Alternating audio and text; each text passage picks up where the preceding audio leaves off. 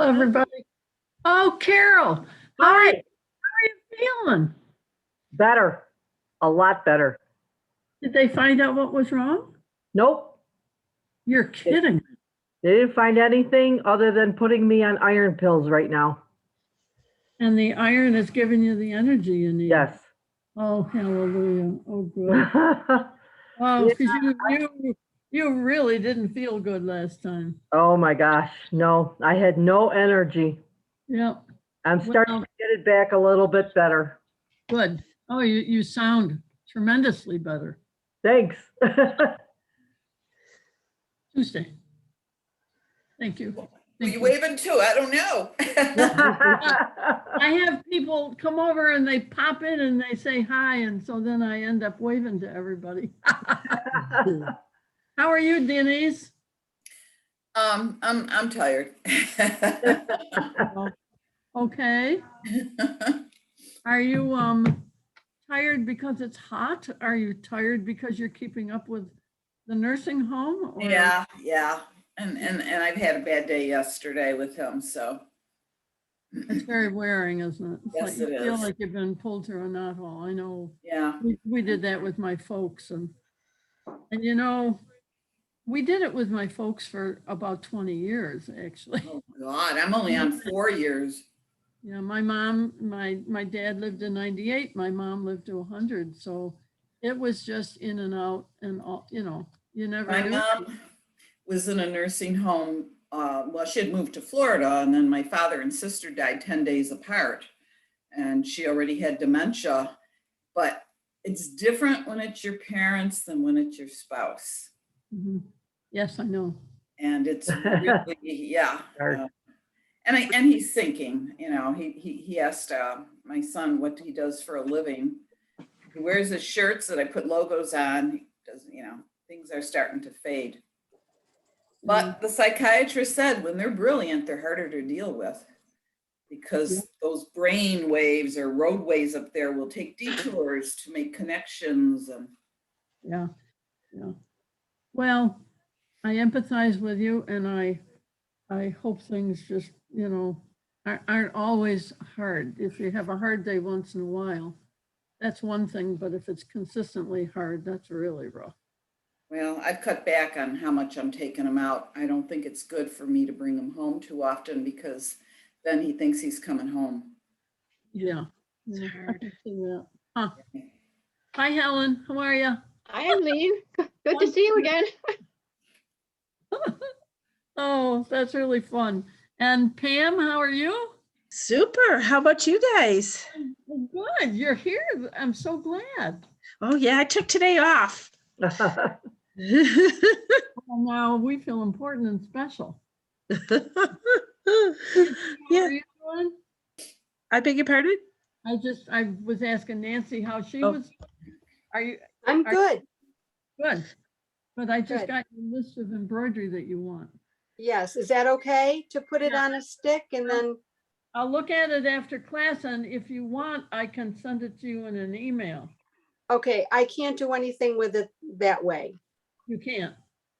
No, I have no way of doing it. So if you could put it on, you know, one of those USB things that the store has, and I'll pay for that.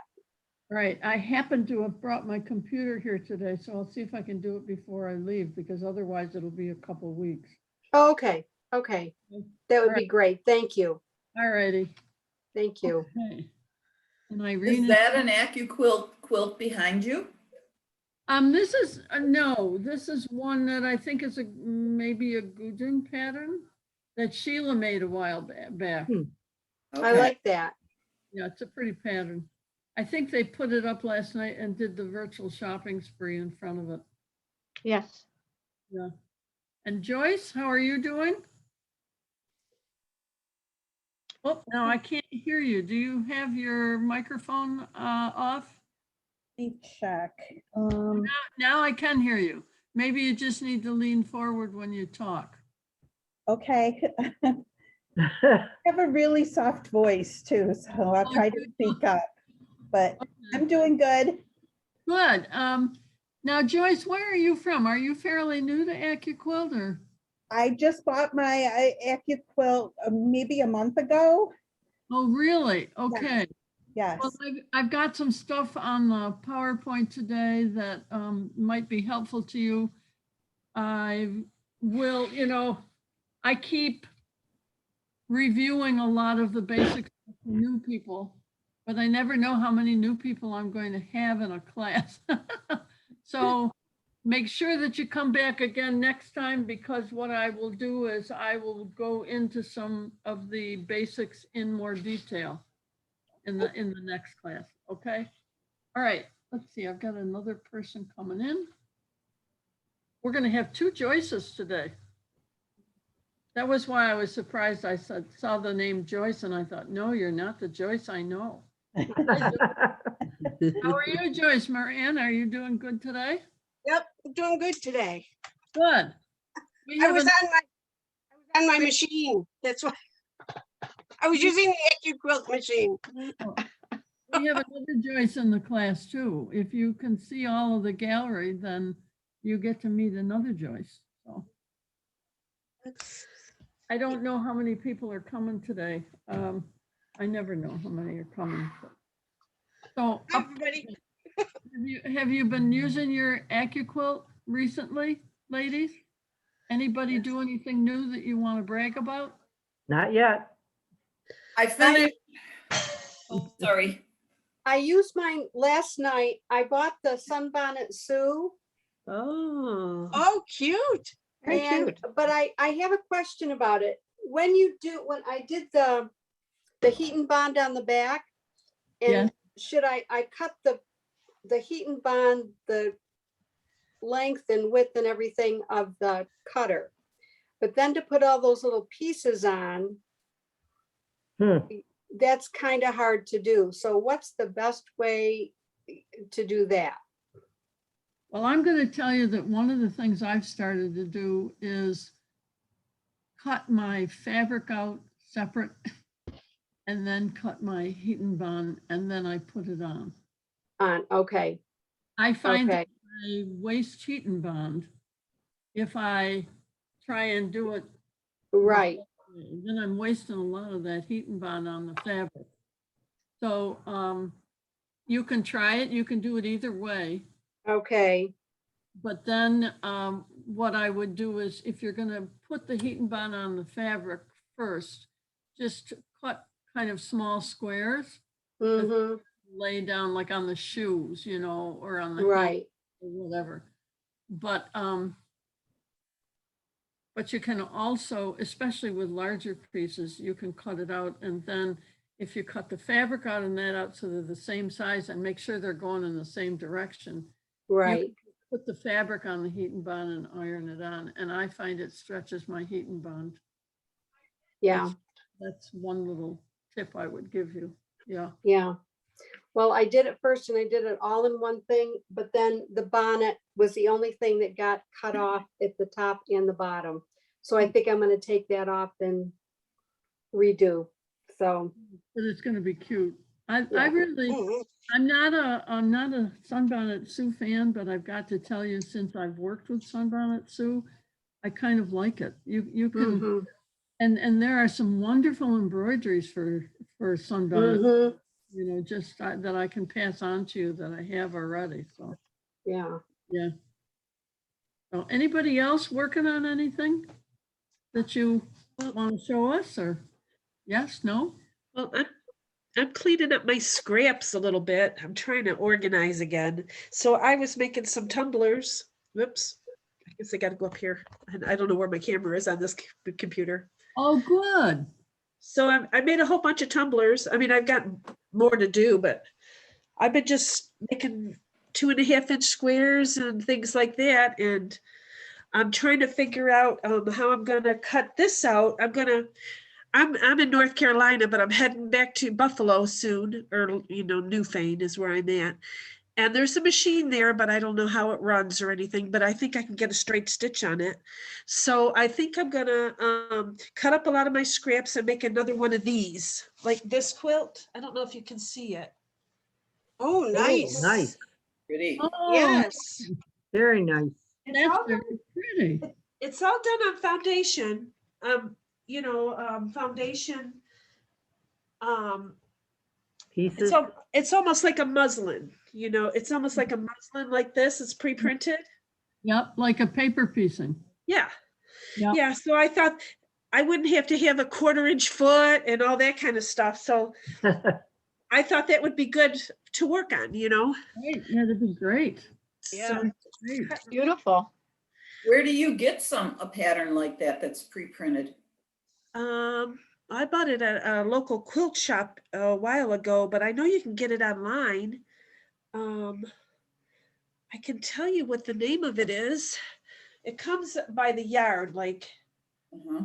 it comes by the yard. Let's see if I can find a. Huh, I didn't know that you could get that. Yeah, it's called Foundation by the Yard, and this one's Flying Geese. They have other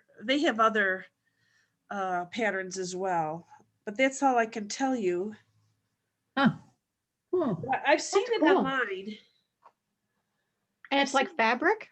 Yeah, it's like muslin almost, but a higher grade muslin and it's just it comes in like panels. Wow. Oh, Cut them, and sew And- together. And it And you- stays in the Yeah, the quilt? yeah. So you Yeah, don't it have to rip the paper off the back of a whole quilt. Yeah. No, it's just fabric. So, so I've been Great. cutting up a bunch of scraps and doing things like that. So when I head back, I can, I'll have something to sew on if I feel like sewing. Oh, that'll be fun. That'll be Yeah. fun. Irene, you bit the bullet and you used the 4-inch cube. Oh, A 4-inch cube. So that's beautiful. they're very tiny, but you gave me an Oh. idea, Pam. I got all these different size cubes. That's kind of neat idea. Make the flying geese in different sizes. Yeah. Yep. Yeah. Very good. That gave me an idea with all the scraps I have. Yeah. Well, you We don't got have too more many. ideas. You don't have too many. I just bought, this morning when I was in the store, I bought the 1.5 inch strip cutter. Yes. Because if I end up doing sashing on my block of the month quilt, it's going to have to be narrow Yep. Yep. because fabric is getting scarce. They, One of they the- have one with all 1.5 strips. Yes. Yes. Okay, because I have one that's got 1 inch, 1.5 inch, and two. 2.5 inch. Yeah, I have that one. I have that That's one gonna be a pain too. to get all the 1.5 inch in Yeah. there. Yeah, and I always end up, wasting material because I don't really want to, I only want the 1.5 inch. Yeah. But so I end up cutting a one, two of the other strips that just go in the scrap pile, but I will eventually use them. This cuts five 1.5 inch strips at one time. That's great. It's Well, big. then you can also do 6 layers, so you can cut quite a few 1.5 inch strips if you want. I'm hoping that this goes with I have the cutter that you crank. This will fit with it, won't it? I think so. Okay. It It should. says it's for the Go or the Go Big, so. Although, yeah, it should be good. The only ones that don't go through the manual cutter are things like the 10-inch square. It's really wide, and I think the bowl cozy won't go through it because that's Yeah. really wide. Yeah. There Yeah, aren't and the big crazy quilt block doesn't go through it either. too- okay. Oh, The 6-inch one goes through it, but not the 10-inch one. Or the 10 or 12. Yeah. Okay, well, what I'm going to do today is, since this is kind of, we had a short distance between our May Acuquilt and this one because of my needing to move it up a week or so. I went ahead and I've cut back some of the basic information that's in it, but I went ahead and I have basically put in a whole bunch of things that I've made because Nancy keeps asking me to do a trunk show. yeah. Great. So much of my Oh, Well, much of my stuff I've gifted to people, so I don't have it, Yeah. But there are some things that I pulled out of the out of the cupboards and they aren't ironed or whatever, but I think you can see them. And at least it gives me a chance to maybe inspire you and get you in touch with a couple of the dyes that you might be interested in using, or that it might show you some things you can do with the dyes that you already have. So I'm going to go ahead and do that. I've got to share my screen and see if we can get it up and running. There. And then Oh, slideshow. that looks so nice. It Doesn't does. that look nice? Wouldn't you like to go sit there and just talk? Yeah. Yes. Oh, we could just sit and talk about sewing and travel and all kinds of things. And we could maybe set up a table and do that puzzle. I wouldn't Sounds want to good. lose the pieces in the sand though. Can you all do that? Yes. Okay, so this is our June version of time-saving cutting and sewing fun. So here are my goals for the day. I am going to address just a few starter questions because I never know. I may have some beginners in the class. And I still am going to address that question of which cube is right for me. And then we're going to talk about the new products. There aren't too many this month. Some of it will be a review of last month. Then I'll do my little trunk show and talk about some coming attractions. So here we go. Whoops, here we got another person coming in. I've got to admit her so she can see. Okay, so here we go. I found this picture and I thought, okay, this is great. Getting your feet wet. This is what comes with an Acuquilt purchase. I know there are different. Sorry, I'm trying. And when you look at the list of things you get in the electrical, it's really kind of mind-boggling. You get quite a bit for your money. I wanted to just point out that there is a die that comes with this, as well as the 2.5-inch strip die. There's another die, and we call it, I think, the Flying Geese die. And then you also get a quilt block. Usually when you get the electric, you get a choice between the 8 and the 9-inch block, I believe. These are the other two. Helen was just saying she's got the crank, which is the Ready, Set, Go, and that's the manual cutter. This is what comes with that. And then there's the small one that is really handy if you're just doing things like using your blocks from the cubes and maybe going to a quilt retreat, or maybe this is just all you think you need. So it's kind of handy and it's a little more inexpensive. So when we talk about what is a cube is, it's that box that you get that says 8 inches or 9 inches or maybe 6 inches. These are the dies that are in a cube. And the point I want to make is, and it took me a long time to understand this when I first started, that all of those different blocks that you can get have exactly the same dies in them. It's just that they measure differently because it's a different size block. If it's a 12-inch block, then all of these dies are exactly the same, but they're going to be bigger. If it's a 4-inch block, all of these dies are exactly the same, only they're going to be smaller. So then you've got all the blocks in between, and they come 4, 6, 8, 9, 10, and 12 inches. This is something I usually share with beginning people. You may want to take a picture of it with your phone, or somehow or another, I can send you the PDF of the class if you want it, so you have these things. But this tells you how many layers, the maximum layers of the different kinds of fabric that you can cut. Now, one of the things it doesn't say on here is that you can also cut paper. So if you ever want to cut cardstock, you can cut cardstock. if you're in the English paper piecing and you get that particular block, then you can cut out all the little shapes out of cardstock that you wrap your fabric around, and that's really handy. So in addition to fabric, you can cut paper. You will hear us talking about rough cut. The rough cut is the fabric that you lay on a die that is bigger than the shape of the die, so that you can cut the shape out of the fabric.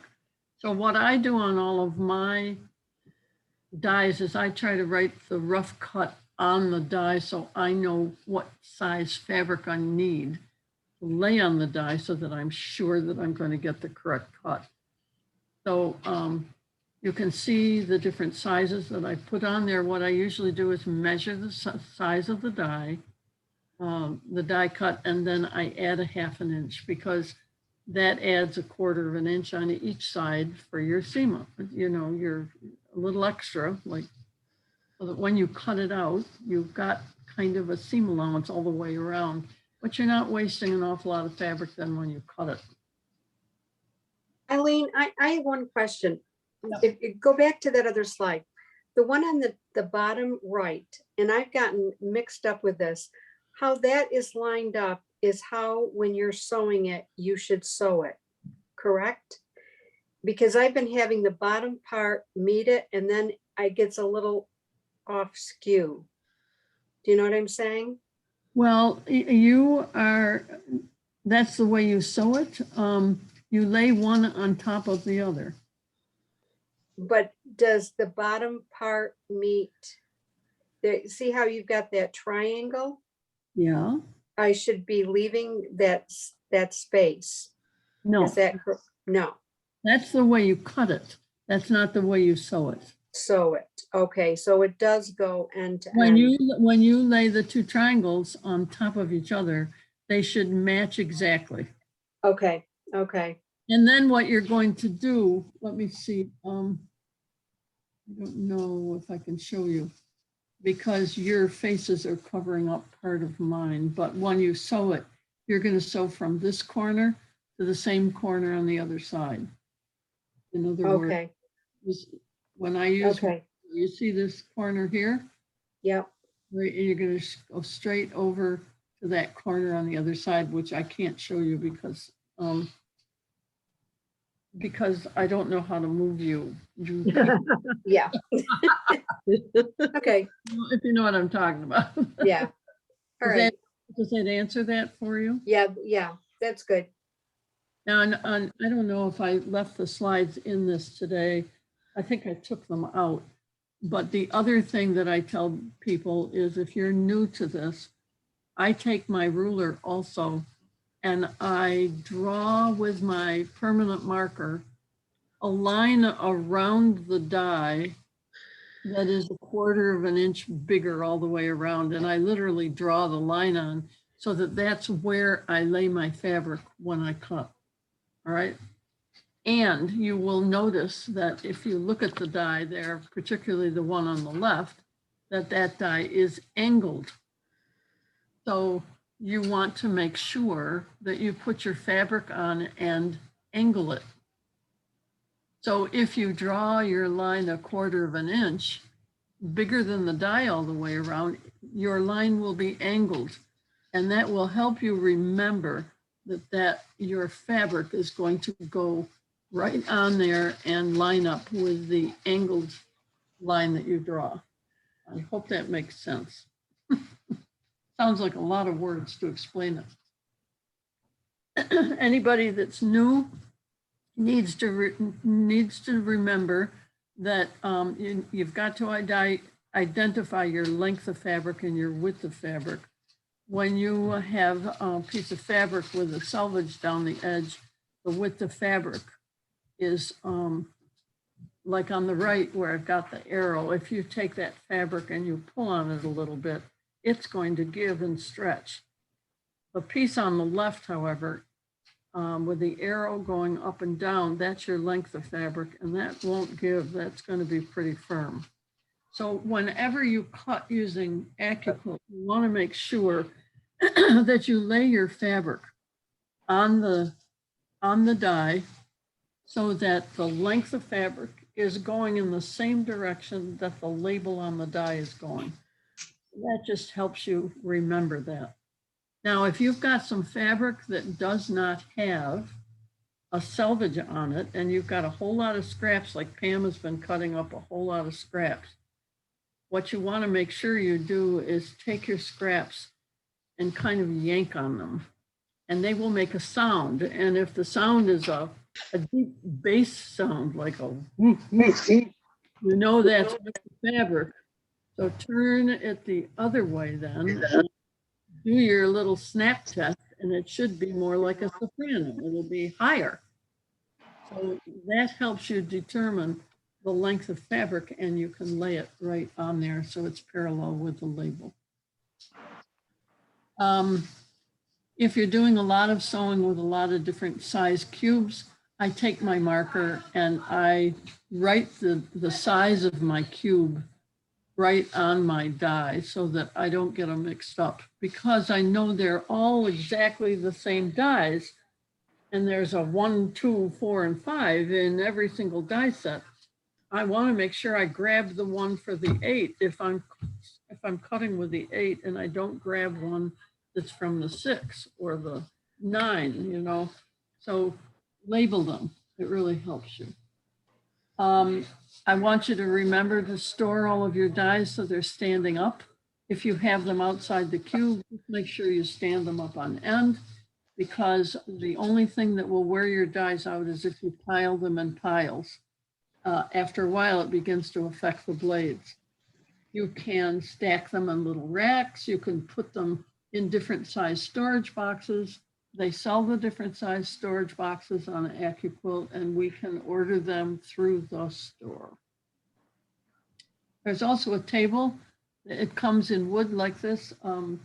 I have one, mine is white, and I really like it. I use it all the time. The nice thing about it, if you look at the top of the table, well, there are a couple of nice features. There's all this storage room. On the top of the table, there's like a built-in shelf so that your die goes right out onto the shelf and it doesn't have to fall down onto the table. If you have a setup where it has to fall down on the table, don't worry, it won't hurt the die. It'll just go bang, you know, each time, and that's what happens. The other thing is, if you look at this table and you look at the dies that are standing up on end on the right-hand side, look all the way through under the cutter, that's daylight. That means that all the way through underneath the table, you can put in your long dies, your strip dies, for example, and you don't, you know, they're standing up. You don't have to have them stand up the long way then. So it gives you some extra storage. And on the other side of this picture, there's a drawer and more shelves. So it really holds quite a bit. For cleaning your dies, use a lint brush first. If that doesn't work, use some tape like packing tape. And if that doesn't work, we sell for like $5 or $6 what I call a dental pick that you can use to clean out some of the fuzzies that get in there when you cut fabric that seems to want to deposit a lot of fiber. Which cube is right for the pattern? Now, I've already said a block like this is cut with a smaller cube, a larger cube, and you'll get the same results, only it'll be a smaller pattern or a bigger pattern. Sew it together, okay? I refer people to the little magazine that we give to you at the store. You can stop in and get one. And it's under the table. In fact, you can find it yourself at the Williamsville store. It's on the shelf underneath the storage table. And then you turn, pardon? Oh, then you turn to page 9 in it, and in page 9, it lists all of the different cubes. And when you look at that list on page 9 of that, you will see that there is a picture of all the different dies, and then it lists them and what size they are underneath the size cube. So the cubes are based on die number 2. That is the key die for every cube. And you will notice where I've got it underlined that it tells you what the finished size of that square would be when that square is cut and sewed into a quilt top. All right. Above it is the unfinished size of that square. So in order to get a 1.5 inch finished square in a pattern, you've got to cut a 2 inch square with your Acuquilt, because you see that includes the seam allowance. So you need to look at a pattern. If you have one that's finished, or if you buy a pattern at the store, figure out what the finished size of the square is so that you know what the unfinished size of the square is that you have to cut for that pattern. So here, that's a 2 inch square that is in that block. So I go to page 9, I look for a 2 inch finished square, which means it's got to be a 2.5 unfinished square, and I know that I can cut that pattern with the 8 inch cube. And it's the same reasoning for each of the other cubes. Look at your finished square, look at what the unfinished size would have to be if you add a 1/2 inch, and then you can decide what cube, and then you can make the pattern using that cube. So what's new at Acuquilt? This is the newest thing that they came out with just recently. They have this program called Die to Try, and they are showcasing dies to see who is interested and how many people are interested. And if it really has a lot of interest, then they make it available to the general public. So this was the most recent one that they showcased. It's an interesting looking block. I am not sure that I would want to make it. I don't know, because I'm not sure that I like the look of it. But this is called the pickle dish. Pickle dish die, and it's a 10 inch finished square. Sells for $119.99, and it wouldn't ship until late June.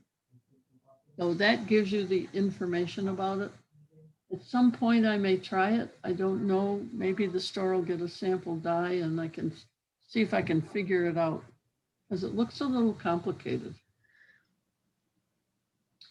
I touched on these last time. These are the new setting triangles that are on the market now. They come in all sizes, 4, 6, 8, 9, 10, and 12. But my job is to let you know that if you're going to buy setting triangles, you do not want to buy the setting triangles that go with your cube, unless you know that you are making that size square. In other words,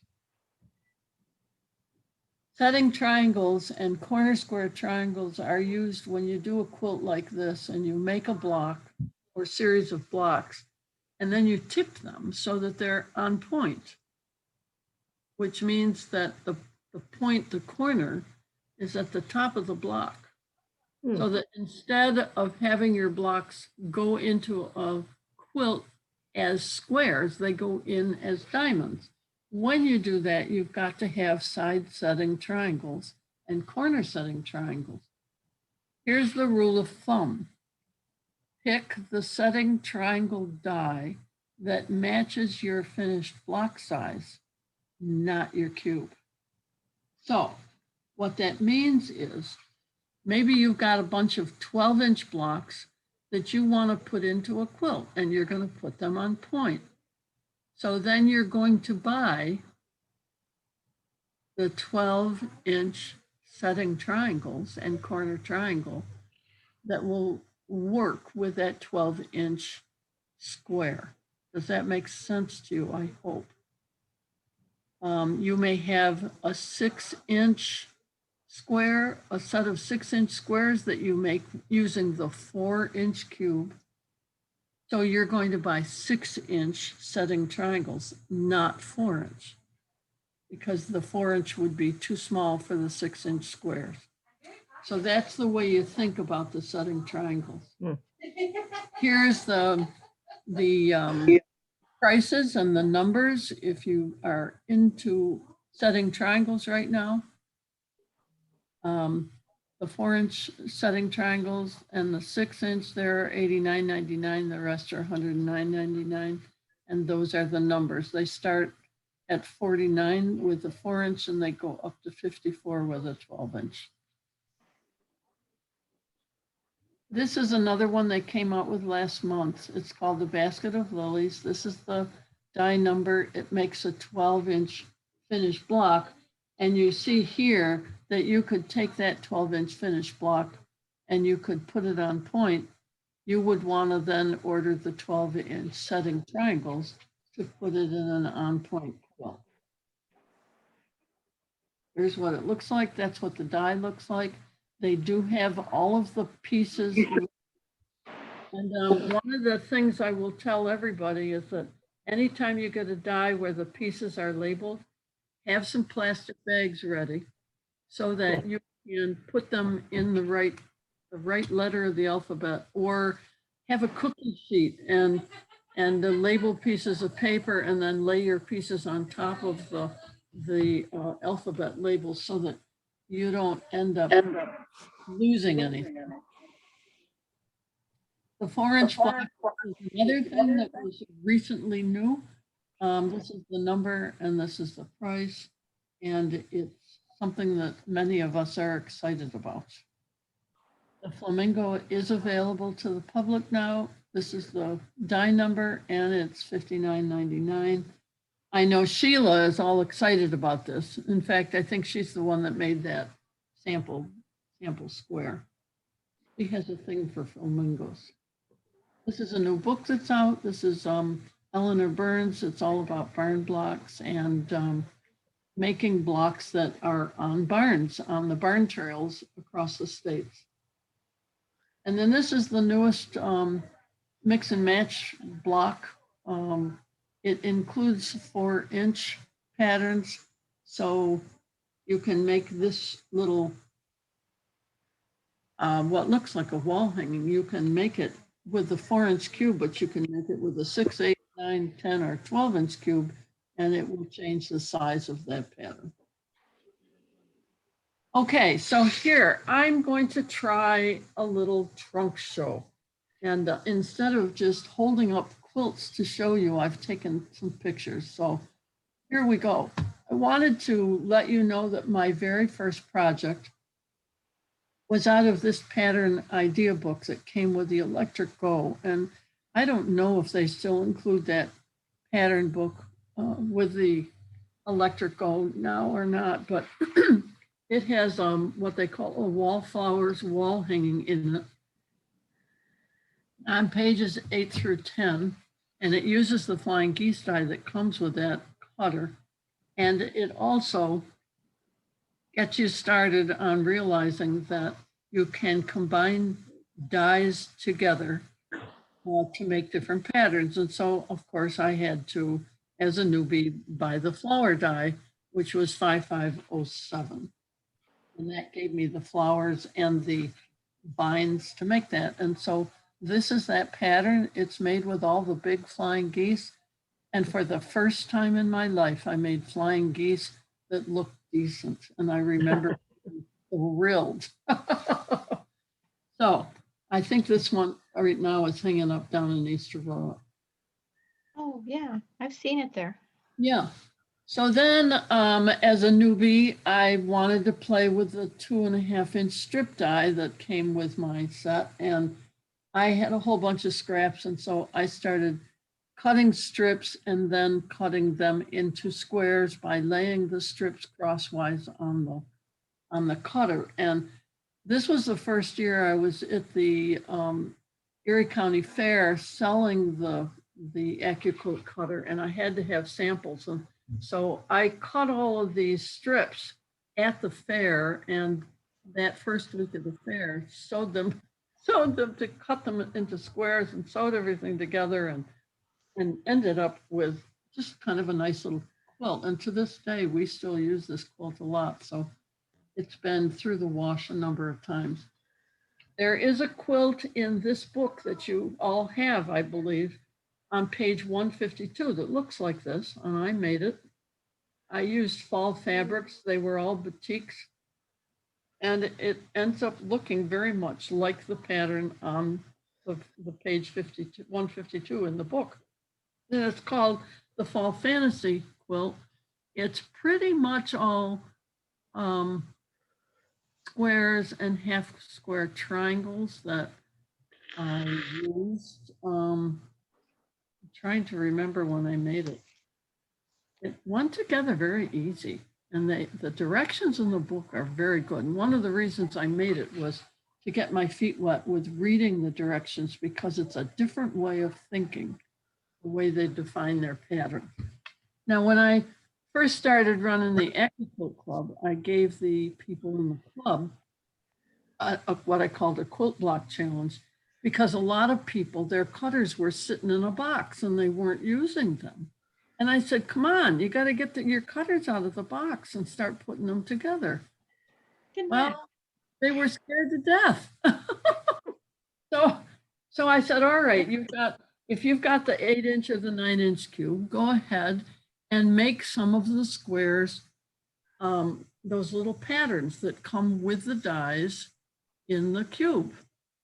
And I said, make 9 squares and put it together using your 2.5-inch strip die, make some strips and make yourself a little quilt.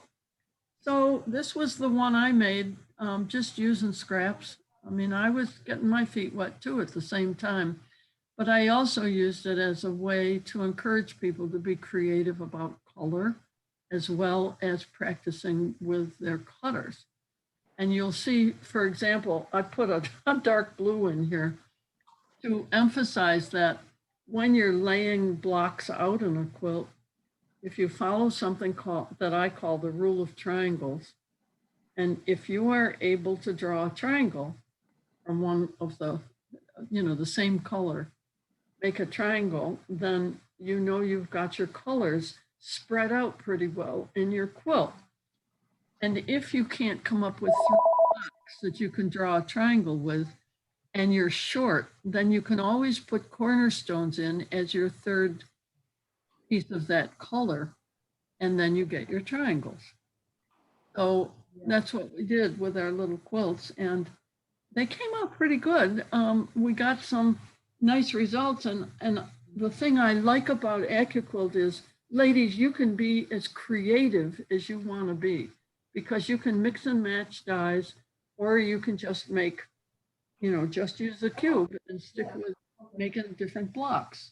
So this was one of the gals came up with this one.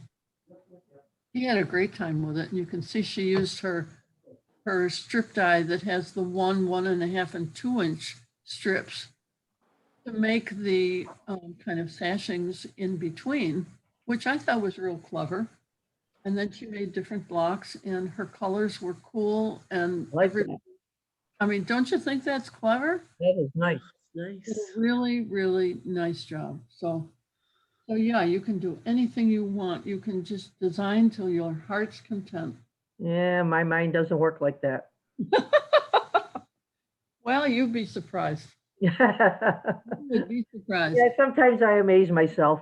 Yes, I think you probably, you start mixing and matching shapes, and you take some squares and put them, or some blocks and put them together, and it's kind of fun.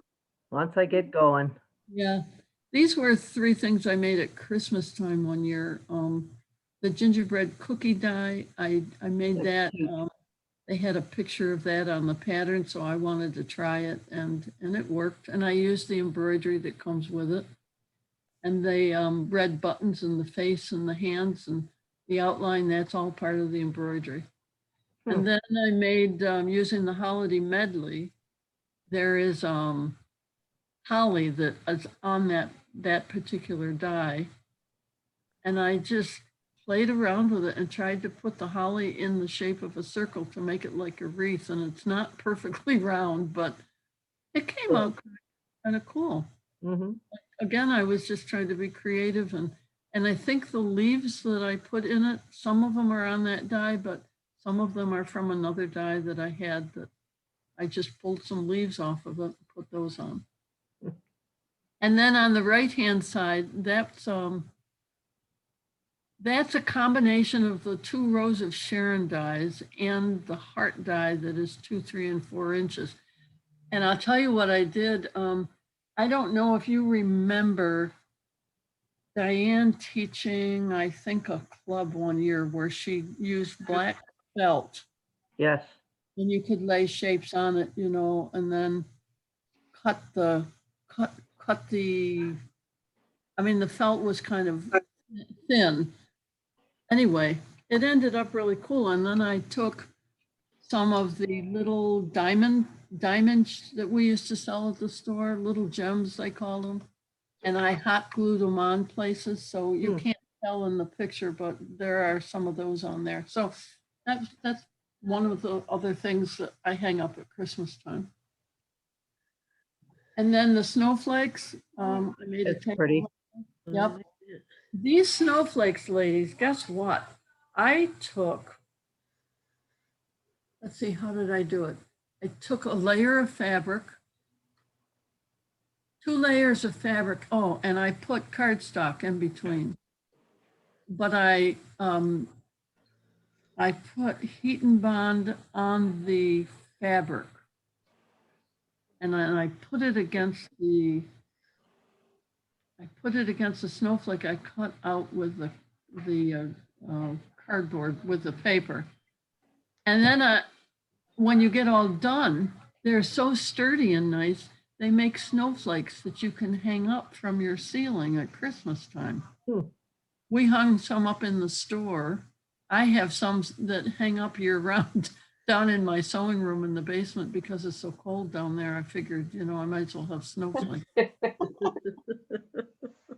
I also want to point out that I used the 1.5-inch strip die, which you bought, Helen, to make the white and blue Oh, the border. edge on the outside. Yep. And I just sewed some of the blue and the white fabric together in strips and then cut it on the 1.5-inch strip die, and I got my border. So you did them as strip sets, right? Yep, I sewed them together, you know, horizontally. After I got the 1.5-inch, it's, you know, you can do it as long as the die. Strip sets, then you may only have to sew one for a table runner. You may only have to sew one strip set together. And then lay it on your die and cut it. That's a good idea. Yep, and they're 1.5 inches, and it's cool. So anyway, I just thought I'd show you that, just to show you that that's another thing you can do. Now this is that 1.5 inch and 2-inch strip die, sells for $79.99, and I have a good time with that because I like the colors. I'll take 3 colors. If you take 3 colors and put them through, that's 6 layers, you get strips of each size, and then you can mix and match the strips and play around. It's just really fun.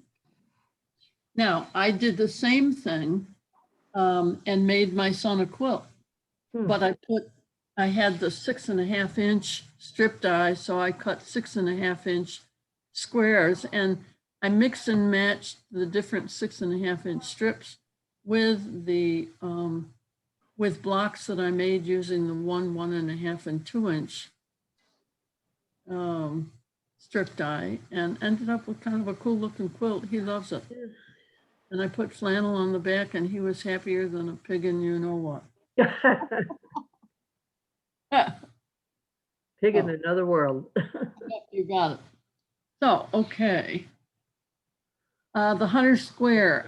This quilt has been in the store before too. And I made it with green and white. This was back before I really thought about it. It came out. It was easy to put together. I think it's 6-inch squares, and then you sew the 4 6-inch squares together and make a bigger block. And then you sew the bigger blocks together and you get a nice quilt. I have seen this hunter's square done a variety of ways. I've seen it done with a multitude of colors as a scrap quilt. And I've got to tell you, I love that. And I'm going to do it someday. I have seen it in red and white at a quilt show, and they made a king-size quilt out of it. And it was too much. It was beautiful. In other words, I'm not sure that I would take this 100 square die and make this into a king-size quilt. Not with 2 colors. No, it was almost overwhelming, and it almost gave me, what do you call it, vertigo when I looked at You it. have to love red and white. Yeah. So anyway, I would say play. How are you? Oh, sorry, ladies, I'm waving to somebody. I haven't seen you in forever. Yeah. I just got out of work. You did. Yeah. Did you get a new job? Not yet. Okay. I hope you watch our graduation. I've got to watch it. Yeah. Please. Yeah, we had a good time. Yeah. I had to stop in to pick this up, so I thought I'd wait. Hi. Oh, bless you. Thanks. It's good to see you, Jewel. Say Yeah. hi to everybody in class. Yes, I will. We're in the Acuquilt right now. So. Yeah, I figured, but Okay. I'll watch that later. Okay. All right. Okay. So that's the thing about this is that the star is not huge. If it was a little bigger, maybe it would be better on a bigger bed, but you'll have to just play around with it and see. But I'm going to tell you to make it and to use the block. It's a bob. The bob die. You only need the one die in order to make the whole quilt, and it goes together very easy. Here's my Oh, that's nice. adventure with the pineapple die. I'm still working on this. I got waylaid. Oh my gosh, I just have so many different things going on, but this makes 10-inch finished squares, ladies. And when you sew the 4 10-inch squares together, then you make obviously a bigger block. And if you look at mine, I've got it laying on the floor. Oh, I know what happened. I ran out of this is Stonehenge fabric. Uh-huh. These colors were real popular, and then all of a sudden they weren't. They were gone. And I ran out of some of the colors. So I've got enough to make 2 more bigger blocks, but not a third one. And so I just am trying to figure out what I'm going to do. But it goes together. It's a cinch to put together. The hardest part is making sure that you put all of these into separate plastic bags or separate them somehow so that you know which letter goes with it, which piece. And once you do that, and once you get the square on point there in the center, the whole rest of it just sews right on. So yeah, it's kind of pretty, don't you think? It's beautiful. Okay, the Northwards medley die makes this nice little, it's a wall hanging. It's not a big quilt. It's about what, maybe 24 inches, if that. And it's a fun one to make. It's an easy one to make. And it looks really nice hanging on your wall. This is the flowering snowball. I've talked about this in some of the clubs before. This makes a great wedding quilt. And everybody wants to make the wedding ring. Well, when you look at this quilt and dissect it, you've got circles all over the quilt. So it's almost like a wedding ring, and it doesn't take that long to make. And you see you make it in blocks. And each one of my blocks, I made them in like different colors of fabric. And then you just sew them all together and you get this beautiful quilt. So I pass that on to you as one of the things that I really enjoyed doing. Oh, The carnival pattern on the left, that's a Gudrun Erlo pattern. I used my quilt to cut a lot of the different shapes in that. And the quilt went together really nice. It's, well, I love that pattern.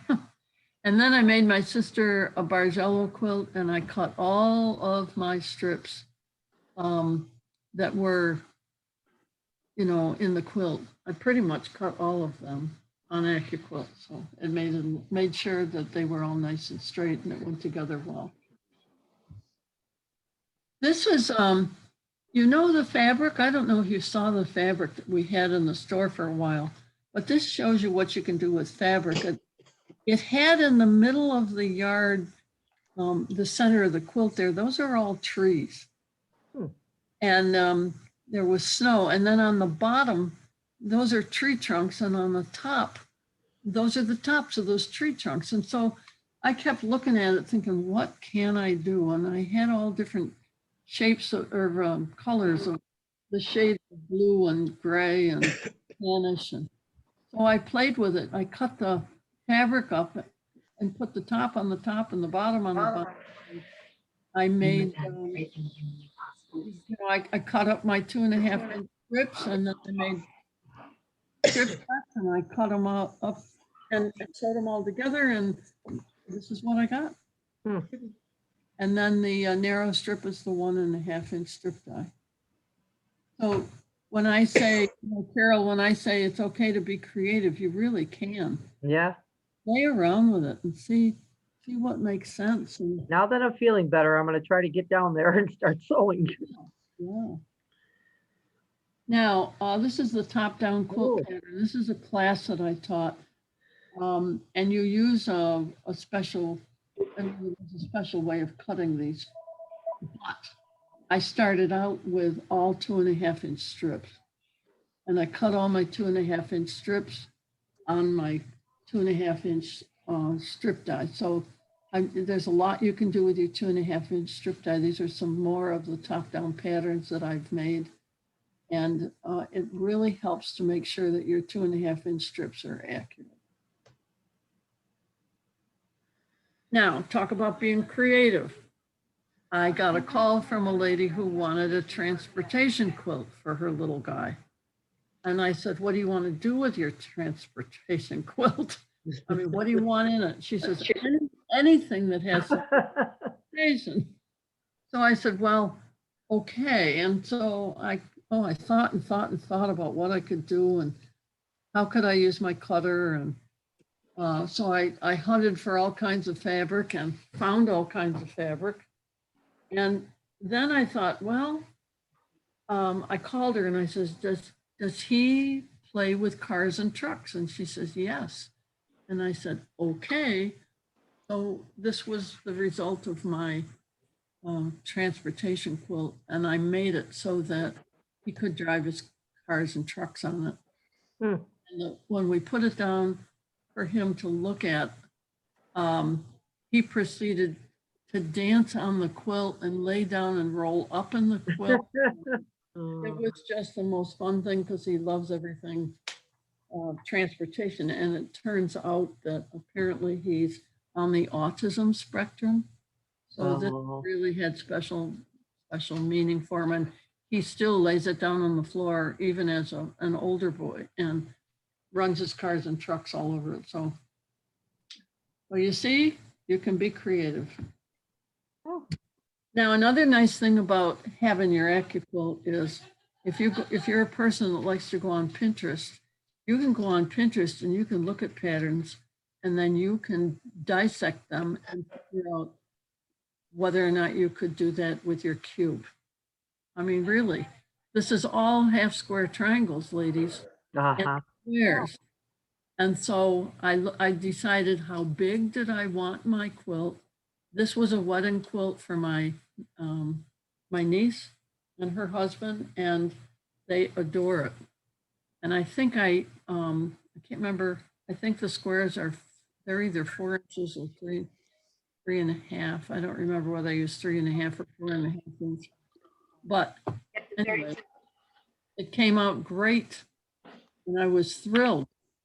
So this is part of my quilt show, but all I got is a picture of it now. I don't have the quilt anymore. So Sunbonnet Sue, you can take the embroideries for the Sunbonnet Sue and you can make little wall hangings like I've got here with the one for Christmas. Pretty. It just came out really cute, and the buttons on the back and the ribbon and just all of that is part of the embroidery. There are tons. There's even one of Sunbonnet Sue ice skating. I mean, you know, it's great. Well, in Acuquilt Club a number of years ago, I said to the ladies, we've got the June banquet at the end of the year. I would love for all of you to make a Sunbonnet Sue. So a whole bunch of them got busy, made Sunbonnet Sues. So all these Sunbonnet Sues are from people in the Acuquilt Club. What's really funny is there, if you look at it, there is one Sunbonnet Sue that is turned around in a different direction. Well, at the June banquet, this huge quilt was hanging up and they took, you know, you could buy tickets. It was like a raffle. All of the proceeds went for Roswell for cancer research. The person who won the quilt when they did the drawing was the person who made the one Sunbonnet Sue that was going in the opposite direction. Oh my gosh, we have laughed about that so much. But anyway, that, you know, when you start playing around with Sunbonnet Sue, they come out really cute. Here's more of a close-up and you can kind of see some of the Sunbonnet Sues that the ladies made. And the fabric that you put into them makes a difference. The embroidery you use. Yeah. There's a wide variety out there. And then there's overall Sam, and you can make Sunbonnet Sue and overall Sam facing each other. That creates a, you know, the, what do I want to say, a different personality and a different kind of quilt. Wow. Okay, this is the Broken Star pattern. And I used the 1.5 inch strip die to cut all of my strips.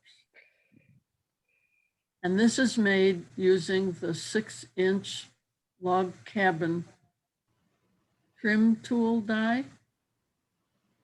It is not the log cabin die that the Acuquilt people use. This was the 1.5 inch strip die and the 6-inch log cabin. And I, when I teach this, I teach people how to make an 8-inch square out of the 6-inch log cabin rule die, trim tool die. Anyway, it's the pattern is for a 4.5 inch square. But we made it into an 8-inch square and we had a whole lot of beautiful quilts come out of the store. If you look at the edging, you'll also see this is another place where I used the 1.5 inch squares. I did strip sets and you can see I put that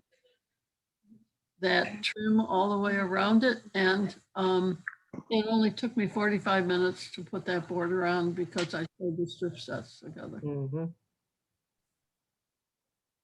This is another little lap quilt that we made in a class last fall. All of the strips were cut with a 1.5 inch strip die. And this is another pattern. Wow, I like that. And those are all cut with a 1.5 inch strip die. So you can really use that 1.5 inch strip die if you get it. Now this was another runner that I taught that, and I've made a number of these as gifts. It's made with the 5-inch, you know, charm pack squares.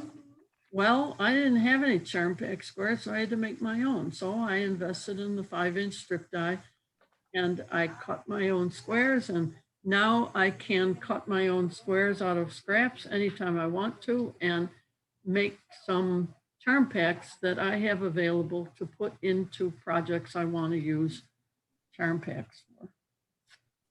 Okay. This is a table runner that I made using the orange peel die. I love the orange peel die, I've got to tell you. This was a really long one, and I used calf facet or K-facet fabric in the background, so it's nice bright colors. And it's just taking squares and putting the orange peel on the squares. Huh. In other words, I put all the squares together and then I put the orange peel on the squares. Nice. And I did the blanket stitch, and it comes out so nice. So nice. And I did it with this one. That's pretty. This is That's pretty. this is a combination wall hanging or table topper. Mhm. And I used different fabrics in it, and I sewed buttons on it in the center. You can see them, but it also gave me a chance to experiment a little bit with some echo stitching, some echo quilting. Those are 5-inch squares? I believe they are. I don't take me, Don't quote ya. but I think that those go on 5-inch squares. You have to, I have to look at my die before I would say that. But I think they are. I don't think they're 5.5-inch square. I'm just gonna look in my book and see if it, where is the orange peel? There you go. Yeah, it says, yeah, they're 5-inch squares. It says use it with the 5-inch square. Okay. Did you do the embroidery on that, Eileen? Any embroidery that's done on this, I did on, I don't know if it has embroidery that comes with it. I just used the blanket stitch to put it on, or you could do this as a rough applique, a rough edged applique, and let it fray around the edges. It would be fine. Yeah. The wiggly line that I did down the middle of it was just me. Yeah, it's beautiful though. Okay. Was that a 5-inch finished block? Or the 5.5-inch, or no? 5.5 cut I to think 5-inch. you put it on Is a it- 5-inch square. A 5-inch, you cut a 5-inch square and you sew them together, and then you put that on. It lays Oh. on. Okay. I Sarah, believe. you don't like the cool air in here? Pardon? There, Bear? Mary, did you talk to me? No, I'm not talking. I'm talking to my dog. Okay, would you mute your Oh, I mic? thought it was on mute. I must have hit it. Sorry. Thank you. Mm. Come on, Okay. turn the other way. This is something that I just created with the holiday medley. Oh, The holiday medley has some wonderful embroidery that comes with it. And there's even, you can make it into Tommy the Christmas tree that has a face on it as well. It's just cool. I have all the embroideries, so if you're interested in any of the embroideries, I can, get those to you. It even embroiders that little ribbon on the top of the tree on the left. Oh, So anyway, I made two blocks. And then I figured, okay, what can I do with these 2 blocks? So I put a sashing in the middle, and then I put a sashing on the ends, and I kept building my table runner. So it basically is a rectangular table runner that I put a triangle on each end, and then I put a binding on it. Hmm. And so you can be creative. It's great. It's a wonderful little Christmas tree. That holiday die is the one that's also got the holly on it. You can do a lot with that die. Okay, this is the bear paws die. I made a table runner here just as a sample for the store at one point, and I got another picture here. This was Shirley Huff, one of my people who I taught the class, and she made us some small lap quilts. It's a really easy die to work with. It goes together great. You can put sashing on it, or you don't have to put sashing on it. I mean, you could make your sashing be the same color as your background and just have the bear paw stand out. This makes a beautiful quilt, this die. I've seen it in the quilts, and it's a good sized block. Again, I'm not sure what the size is, whether it's 14 inches on it, or let me look. It's one of the Bob dies. I've got my little book here. Yeah, it's a 14-inch finished block. So that's a good size block. Yeah. And if you use your 2.5-inch strip die, you can put cornerstones in it or not, and make yourself a nice quilt. Inside this book, go outside the box. There are several patterns, and a lot of them are very interesting block patterns. And so I got in there and I started experimenting with some of these block patterns that Eleanor Burns had put out there, and I made myself a really beautiful quilt. And you can see on the outside edge, the border is what they call the Tutti Frutti border. I like that.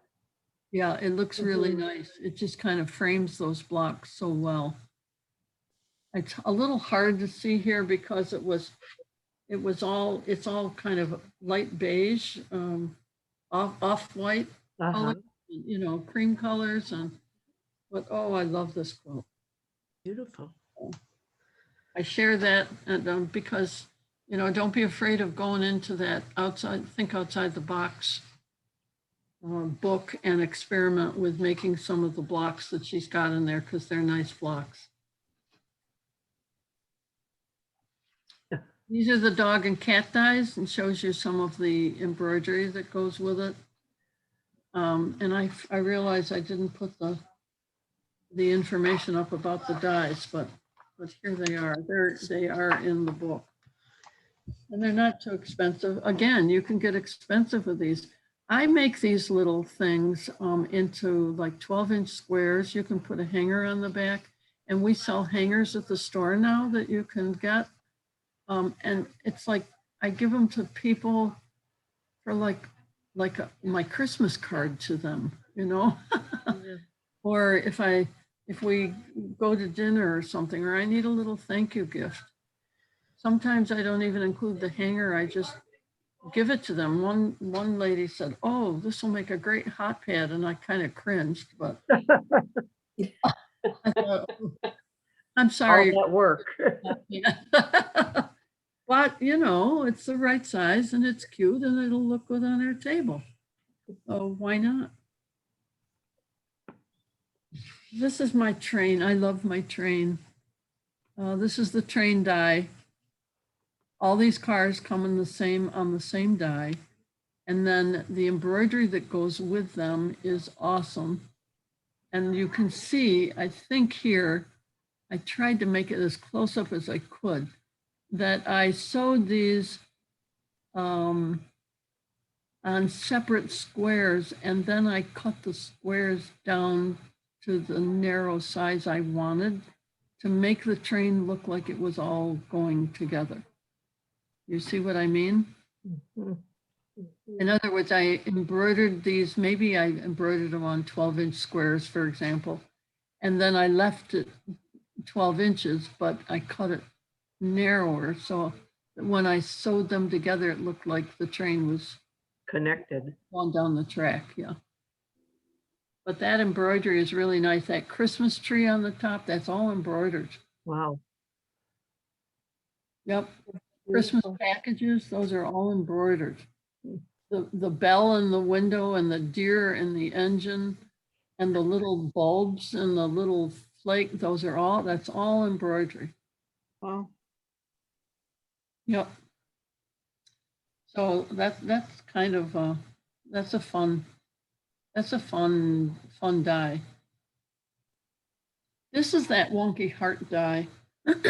And this was before they labeled the parts.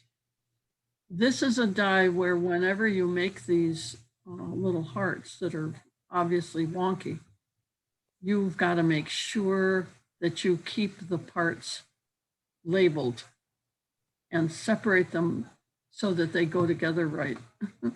Because I didn't, and I had all these parts and I couldn't figure out how to put the hearts together. But I eventually did. My sister was visiting from out of town. It was like we were putting a puzzle together, and we finally figured it out. But this comes out. This makes an interesting looking Valentine's type table runner if you want to use it for something like that. But at least it kind of shows you what you can do. This is the Starry Path. This is about a 24-inch square that I made. I wanted to see how this comes together. And I was really kind of impressed because if you put this in a whole big quilt, if you look at that square that I made, there's a shape, it makes a shape in the middle. I mean, in other words, it's the kind of pattern where your eyes can really play with it and see different shapes. You see what I mean? Yeah. Like, here, let me get my arrow. Like in here, you've got this shape here. And then that's going to continue to make more of those shapes all down the row as you put those together. And it's going to make more of those shapes over here. Here's another one. If I had another big block to sew, it would be kind of, I think, an interesting looking. Get out of here. I've got the die, and I really, at some point, I'm going to play with it and Trying to get out of there. It's not working. So that shows you how that looks. The crazy quilt, this is the 6-inch crazy quilt. And if you really mix up your fabrics, you can make a kind of neat looking whatever. I made this for my sister in Chicago. She wanted a table runner that was colorful, and so I just cut up my fabrics and put them in these squares. And then one of the things you want to do is kind of turn the squares around at in different angles so that they aren't all exactly the same way. You know, they aren't all in the same direction. And if you use different kinds of fabric, then it really looks kind of scrappy. If you like scrappy, I like scrappy, ladies. I don't, you know, I take my fabrics and I say, okay, what can we do with this handful of fabrics? There is the 10-inch die you can do, and I gave you the other number for the big crazy one, which is a little more expensive, but it makes a 10-inch square rather than a 6-inch square. Now, when you think about it, you could also take these 6-inch scrappy squares and you could get the 6-inch setting and corner angles, and you could put the 6-inch scrappy squares in on point and make a different looking kind of product result, because you could use those triangles in there. Would break it up a little. Okay. I like that. That's my pumpkins table runner that I made long time ago. And this is another one where it's the same thing that I did. You use the pumpkins die. It comes with 3 different pumpkins. And then the embroidery will address whatever you want to do with those 3 different pumpkins. For example, I put some of them together, 3 of them together, but then some of them are 2 together and some of them are just by themselves. And there's all different kinds of embroidery. So each one of these was done on the same size square. And then again, I cut it to whatever size I wanted narrow wise so that I could put this runner together. And if you look at the embroidery a little closer up, this was those 3 pumpkins where you can do the embroidery where it piles them on top of each other. But you know, that embroidery is really kind of cool. And I like the stitches they've got in it. Now, this is what I call the funky stitch, but you get embroidery that will do it in a blanket stitch for you, or satin stitch, or this funky little feathery stitch. I like that. And I like the feathery stitch because I think it gives it a little more character. It's whimsical. But again, this is another one of those little things that I did just to kind of showcase it. But you can, you know, give these to people if you wanted to. You could write a message on it with a permanent fabric pen and wish them happy Halloween, whatever. You've probably seen this either in the well, it's been in the Williamsville store, but this, I wanted to say, the entire quilt is done by my Acuquilt cutters. Okay, the squares on point, I did those using my cube. All of the little 9 patches are done using my cubes. The squares are done with my cubes. The strips are done with my different size strip dies. And then in the center, that is the home die that I used to do the center on the quilt. So what I was trying to do here was to kind of blend a more old-fashioned looking kind of quilt with something a little more modern in the middle. And it worked out pretty good. I like that. And if you want to see it, it's still here in the Williamsville store. This is the camper die that came out, and the cute car die I used. And I just show you this overall picture first. It's very busy. If you don't like busy, you won't like this quilt. But what happened here was they gave me 2 kinds of fabric that were fabrics that had campers and tents in them, so that when you look at this, you can see that down the middle here, there's some of that fabric, you see, and on the top. And then on the outside edges, it had different kinds of camper fabric in it. And they wanted me to use that here in the quilt somehow. But I wanted to, at the same time, make it look scrappy. So all of these little outside pieces, these are all 4-inch finished. They were 4.5-inch squares that I make when I use leaders and enders. I keep a bag of my scraps next to my machine.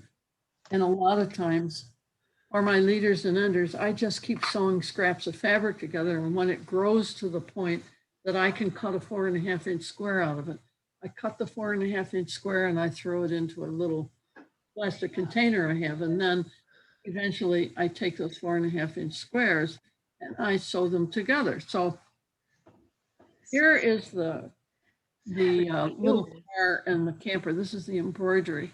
And it even has a little rabbit there that goes with the camper. But this is, oh wait, now Sue Boswell's. We've got a new person popping in here. So anyway, this is what I put in the middle of that. And then I just am highlighting for you the embroidery on the different cars. This was the one where the giraffe is sticking his head out of the top. And you'll notice there's a little monkey in the back seat. It's just cute. But you can see my 4.5-inch squares. They're nothing fancy. I just sewed them around the outside of a block. And here's the St. Patrick's Day car, and the license plate has got Lucky on it. And there's a little shamrock on the antenna. And this was one that they have for Valentine's Day, and it's got love on the license plate, hearts coming out of the gas tank.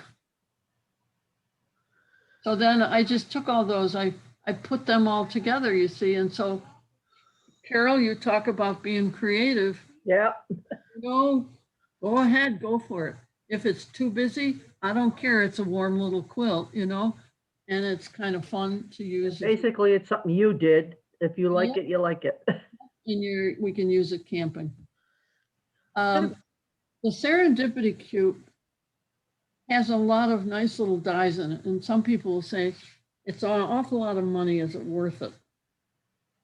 I would say to you that the dies and the embroidery that come with the dies are very kind of special and very delicate, which makes them a little bit unique. They make smaller butterflies. The flowers are a little bit more, what do I want to say? They're a little bit more fragile than you get on some of the other dies, and so are the hearts. And this was a runner that I put together, just kind of showcasing some of what you can do. I mean, you can just, anytime, you can make a runner putting different dies together. I mean, you can take the Christmas tree from one and put it together with a snowman from another die and gingerbread from another die, and just keep building and making your own panorama that can lay on your table or go into a quilt. Mix them and match them. That's great. This gives you some of the samples of that particular cube. And then this is just another runner that I made that with just creative fun.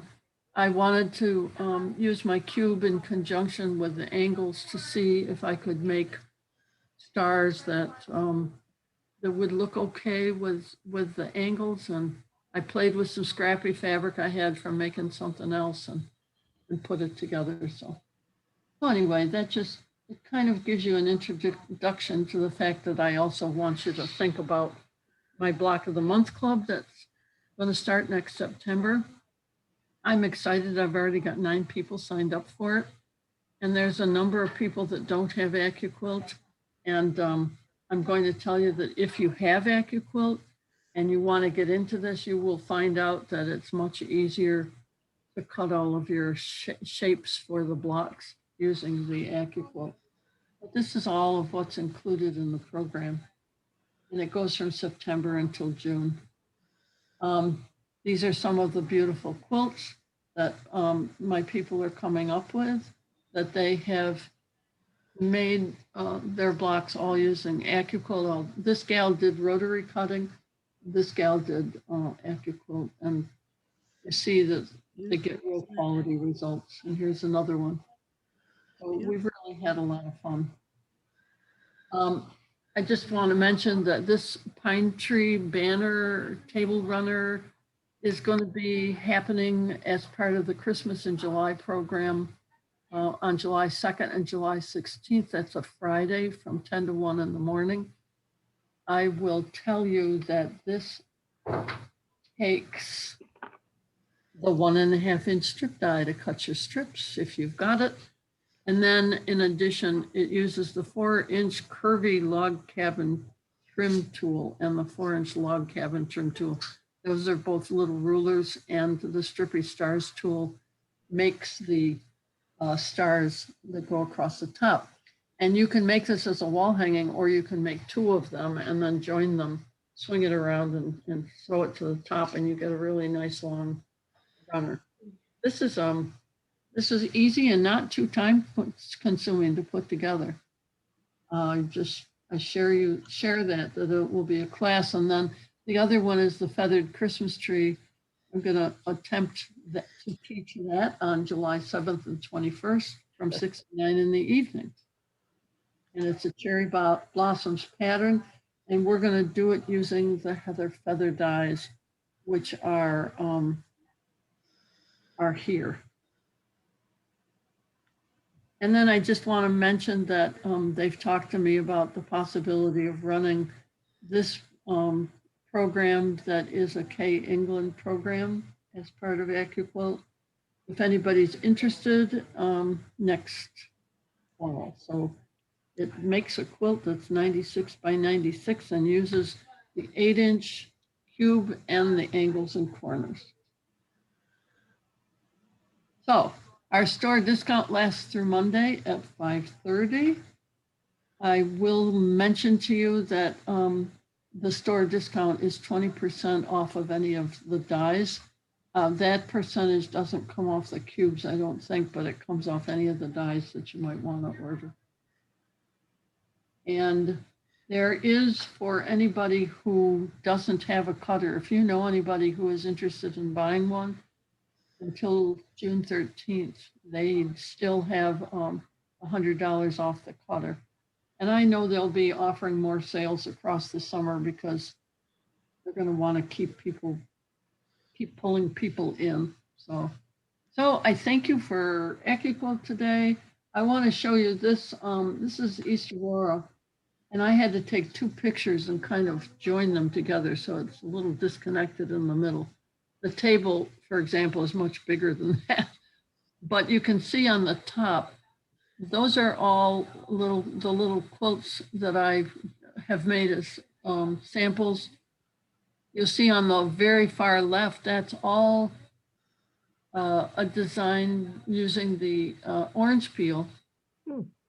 And just using different shades of greens that I used on white background, and that's just kind of pretty. And then the other ones that I talked about are hanging up there. And then this is now the display here in Williamsville. I thought I would show you this. You can see I've got a couple of little things that I've made that are hanging off the table there. And they've got this set up now so that it's in the classroom area rather than near the bathroom. So the picture on the right is there, and then you go to the left where all the notions used to be, and they've got threads and some of the dies hanging up. So that you know how it is. And if you want that little book I was telling you about, just lift up the quilt that's hanging down on the front of the table, and it's in under there. So I guess I would say enjoy summer vacation at this point. Well, there we go, ladies.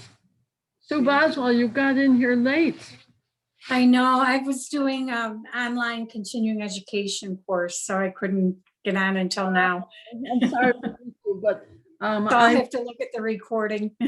Yeah, because that will that'll catch you up. We reviewed a few beginner things in the beginning for anybody who needed that, and then we did a kind of quote unquote trunk show about some.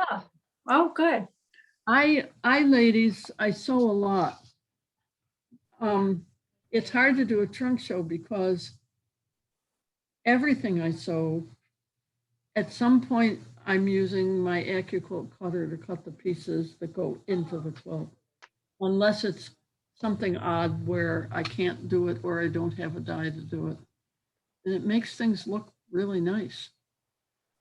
Oh, I pass that on to you. Did that help you, Nancy? Yes, it did. Oh, Nice ideas, nice examples of colors, different colors to use. Okay.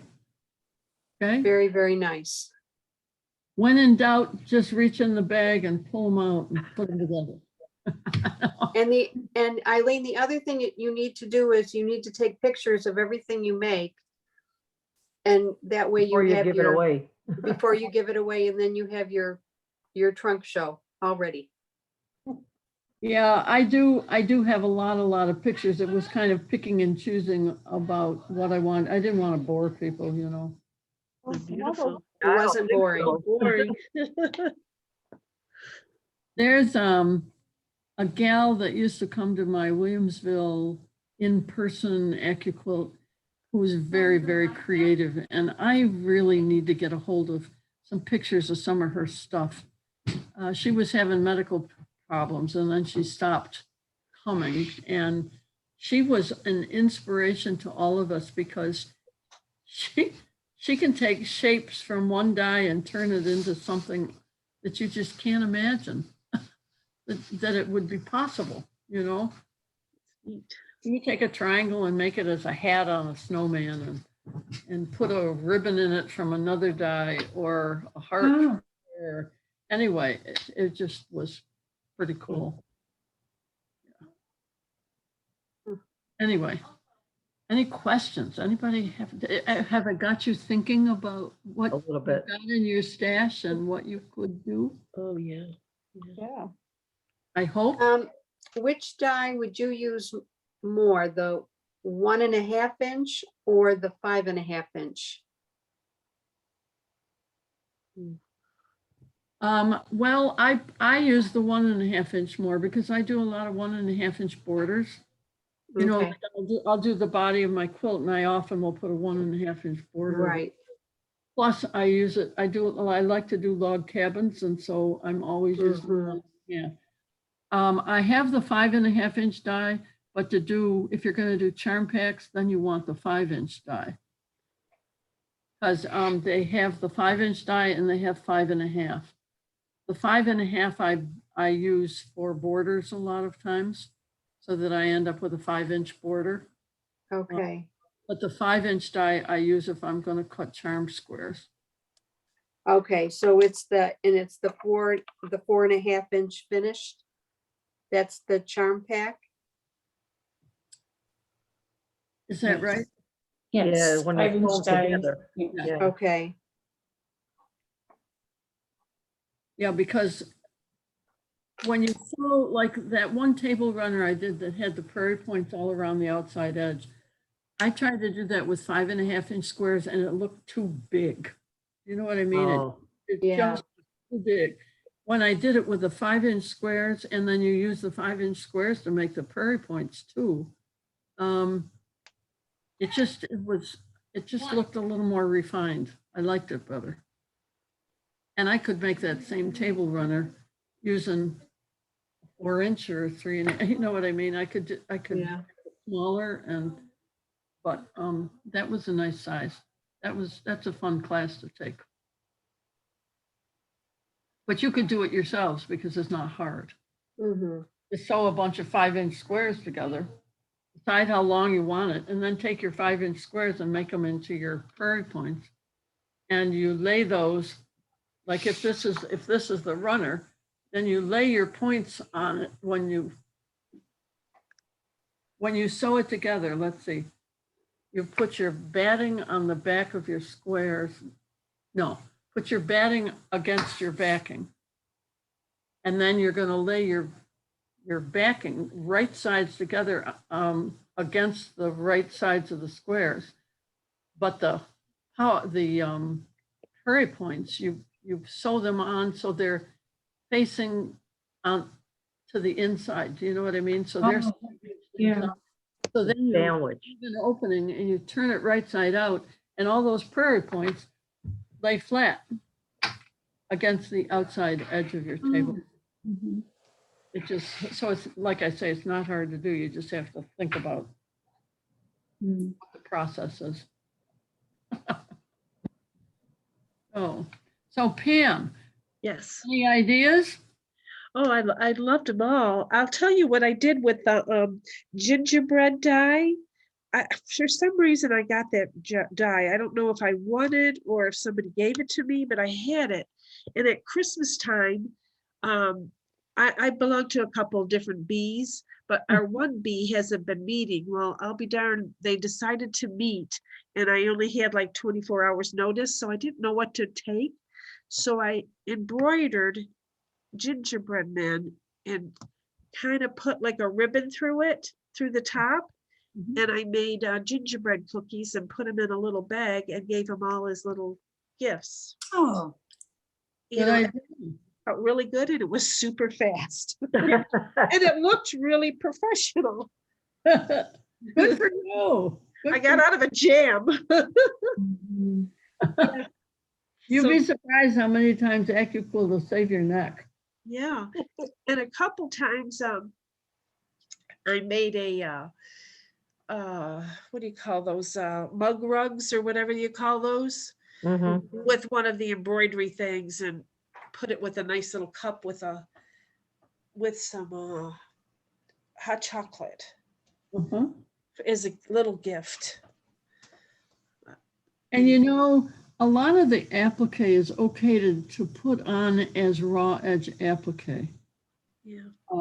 Maybe you don't like the look of that. Maybe you don't want it to be raw edge applique, but I've got one that I've got on the back of a chair at home, and I cut out a whole bunch of hearts, and I put the hearts on it, and I just straight stitched around the inside of the hearts, and left them be raw edge applique. And you know, that thing washes and dries and it looks fine. It's not like ruining the look of it. You know, Yeah. it just makes it look a little fuzzy around the edge of all the hearts, and it's kind of nice. Yeah. Yeah.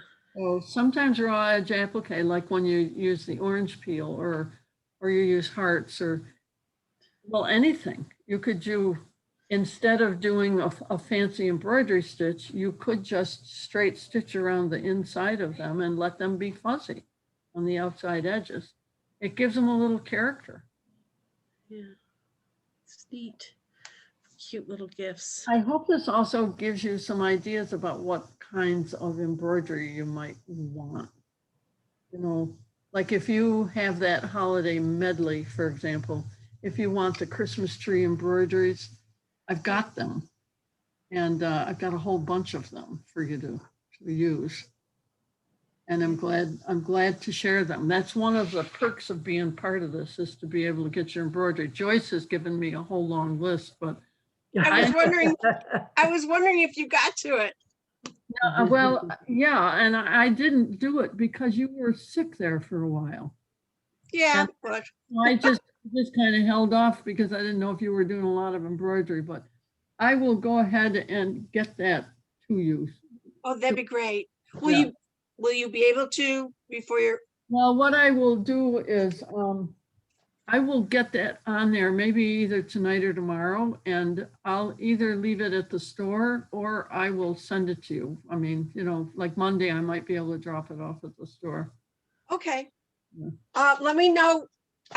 We usually go to East Aurora to pick stuff up, but if you can't get it there, leave it in Williamsville. Okay. We'll go up there. Okay. I'll see which place would be the easiest to leave it. And then I'll let you know. Okay, great. Okay. I wasn't sure with all the other stuff you're doing if you had time. Well, I have been kind of out straight for a little while. Are you done with those? Are you done with the shirt quilts? I'm not going to make the deadline of Tuesday. I'm finally deciding that I'm just going to call her and tell her she'll have them by the end of June. Because I've got six of them that are completely done. They're all bound. They're all embroidered. Wow. Wow.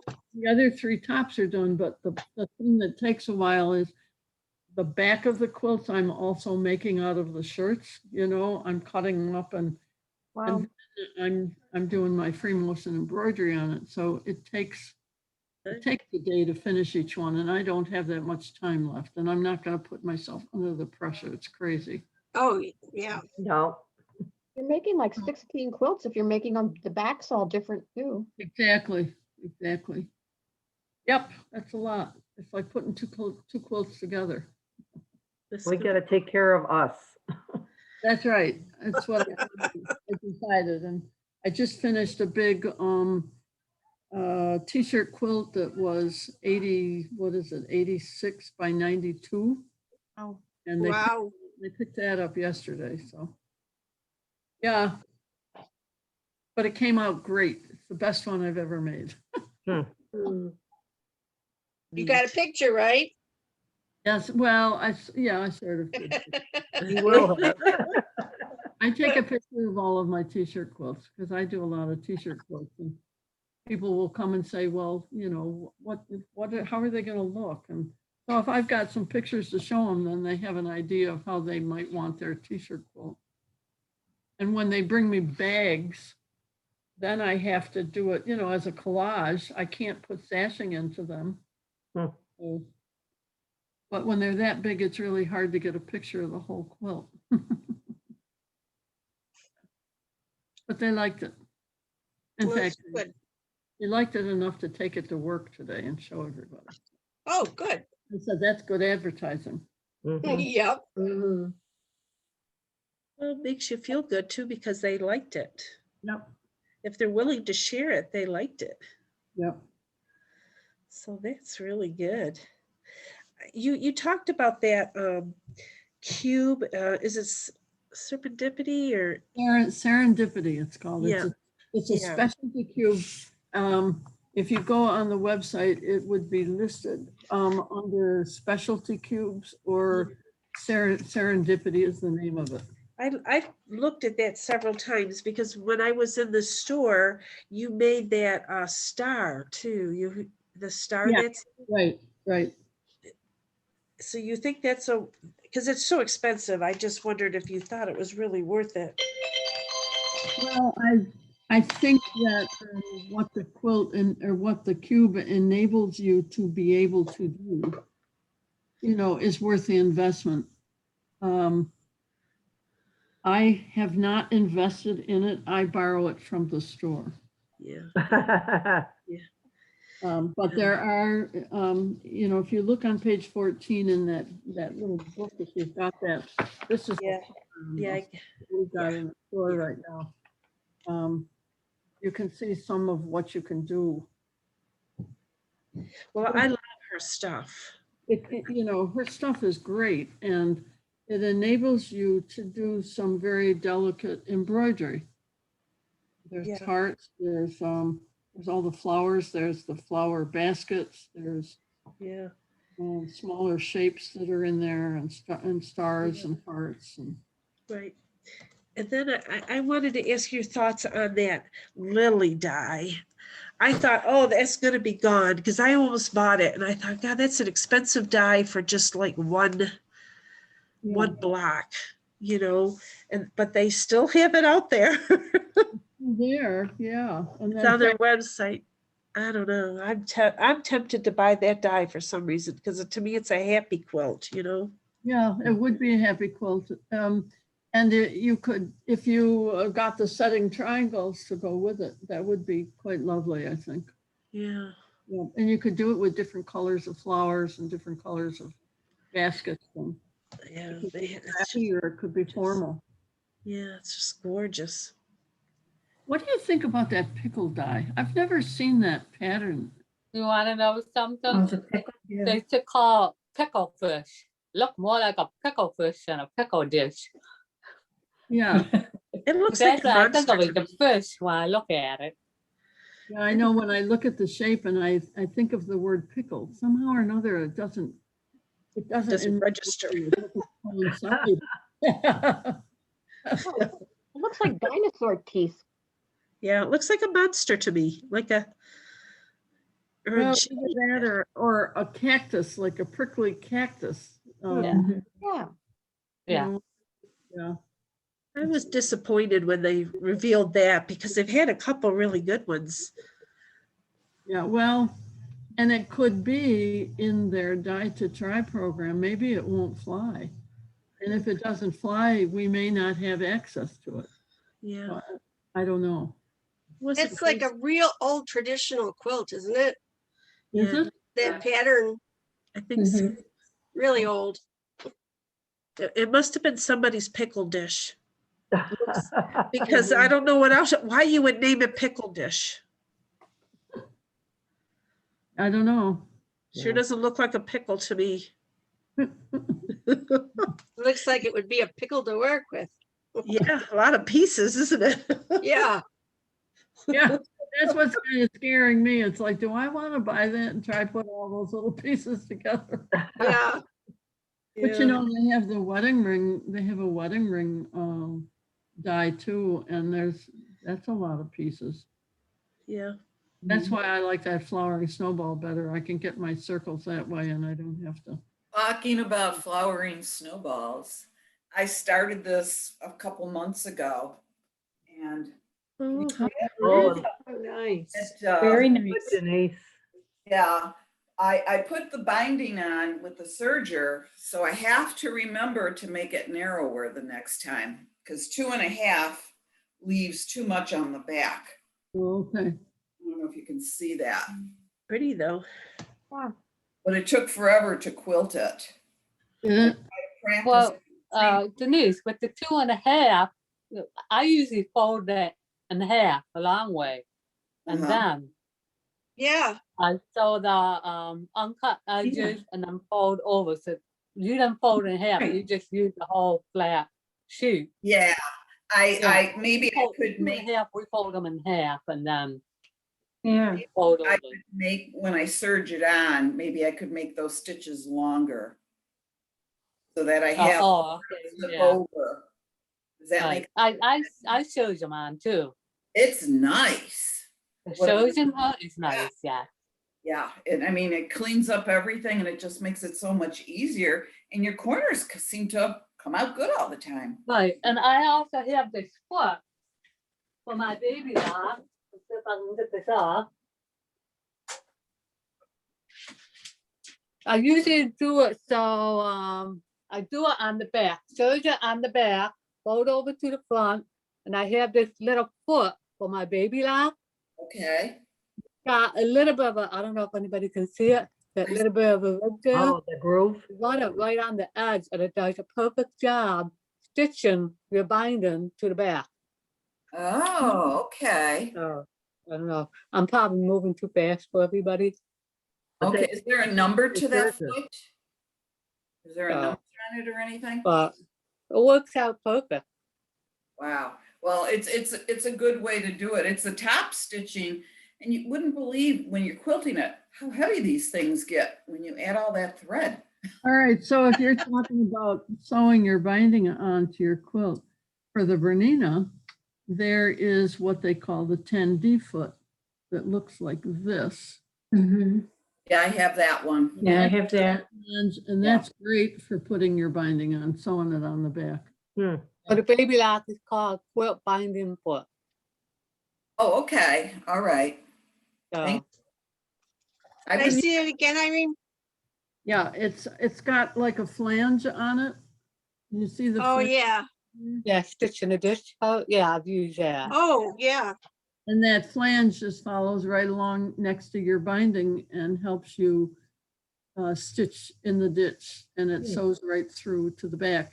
I take the Wonder Clips and I sew my binding on the front. I fold it in half, yes, like Irene says. And then I stitch it on the front of the quilt. Then I take the Wonder Clips and I flip the quilt over and I fold them and stitch them, put them all the way around. And then I use this foot and I can put my binding on in about 10 minutes. Right.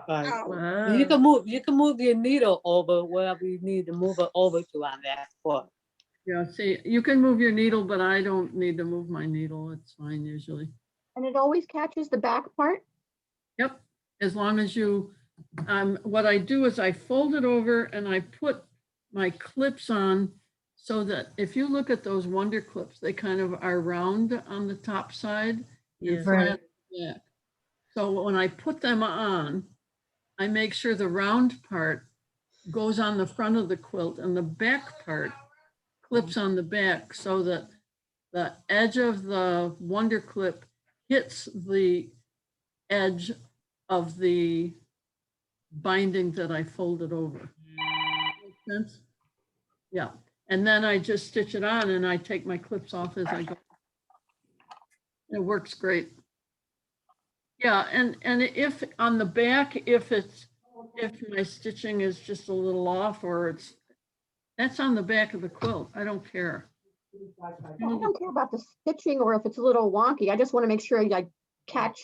Yep, it catches. Yeah, that's my problems, missing, catching it here and there. I fall off the edge and that's the part that, Yeah. that's where some little fingers are going to get in there and rip it. That's why you want to use the Wonder Clips, because that'll help you make sure you've really got it folded nice and tight around there so that you got plenty in the back to catch. Okay. Okay. Well, your quilt turned out great, Denise. I love it. Oh, well, thank you. And it was nice to do. I didn't work on it. You know, I did interrupt and make some cards, but the top stitching, I try to get my practicing in on Yep. all these quilts.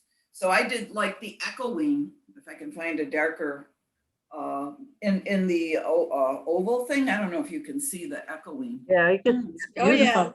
Yeah. Nice job. That creates a really nice texture, doesn't it? Yeah, and I thought I'm not going to rush with this thing because I usually rush to get it done so I could start something else. I'm pretty anal about starting from A and going all the way to Z. I don't have many things going on at the same Yeah. time. That's good. That's great. But it's Wow. a nice die. Yeah. Yeah, it's beautiful. How And big so, a so block you- does it make? pardon? How big is the block that it makes? Big as, About 10 inches, isn't it? I think so. It's Okay. about 10. Yeah, and then what you do is you put 4 10 inches together and it Mhm. makes a bigger one so that when you're sewing them together, you've got the bigger. Yeah, I think they're 10 inches. But I should have done what you did, have those ovals. I made the ovals like 4 or 5 different colors, so they weren't the same on each square. So what I tried to do is at least match up the same 2 together, Okay. you know. Too many different colors I put in there. Well, I don't know. I think it looks great. Yeah. Yeah, it does. Really pretty. I don't think you could ever have too many colors. I'm just looking for the, see what the block size is on that.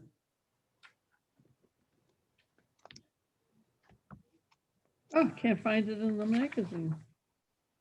I'm probably looking straight at it. Oh, page 16. Yeah, I'm right here. Oh, here it is. Okay. Oh, no, it makes 12-inch finish blocks. I'm sorry, how many 12 inch? You're right, I think it was 12 and a half. Yeah. Yeah, now that you say that. Yeah. And that die will go through the regular cutter? Yeah, I think Say that so. again? That die will go through the regular cutter, the one that you crank? Mhm. Yes. Okay. It is a nice die. Yes, because you're making them, they're a little smaller when you put them together. It's a one of those, it's like a strip die shape, Oh, okay. long, yeah. Yep. I thought maybe if it was square, it probably wouldn't fit. If it was a 12-inch square, you wouldn't be able to do it, but no, it ends up making a 12-inch square, but it's pieces that you're sewing together to create that. So you're cutting the pieces. Yep. Okay, ladies. I hope I helped you out a little bit. Oh, it's wonderful. You always do. Eileen, Yes. the class, the feathered one for 6 to 9 on the 7th and the 21st. Yeah. Is there embroidery with that? I will have to answer that after I figure it out. Okay. I haven't made it yet. I'm cutting that out and I'm going to try and get that done before Tuesday so that I can answer those kinds of questions. Oh, geez. Oh, okay. Well, you know, it shouldn't be complicated to make, actually. I've got to cut out the shapes and then really, Sue, you were the one that made it. Mhm. And it's not. I didn't have any embroidery, I don't think. I don't, yeah. I would think that you're probably gonna end up doing your own blanket stitch or straight stitch to put it on. Because that is in a pattern where we're just gonna be maneuvering the shapes. You see what I'm saying? Yeah. Yep. And the other one's log cabin style. And the other Christmas one tree. is log cabin. Yep, you gotta get the 4-inch log cabin tools. There's 2 of them. One of them is the curvy log cabin and the other one is the straight log cabin. We need them both? Pardon? We need them both? Yeah. Okay, I've got the straight. I'll have to get the curvy. Just make sure it's the 4-inch size. Don't try and do it with a 6-inch because Oh, it this won't is 6-inch. Okay, I'll have to get them both then, I guess. Yeah, it's a little different. Okay. Have a good weekend. Have a good You week. Have a good month. too. Good You luck to too. you. Thank you. You too, and good luck. Good luck. Good luck. Yes. Good luck. Best Cindy. wishes. Bye, everybody. Bye-bye. Bye. Bye. Bye. Bye. Mhm.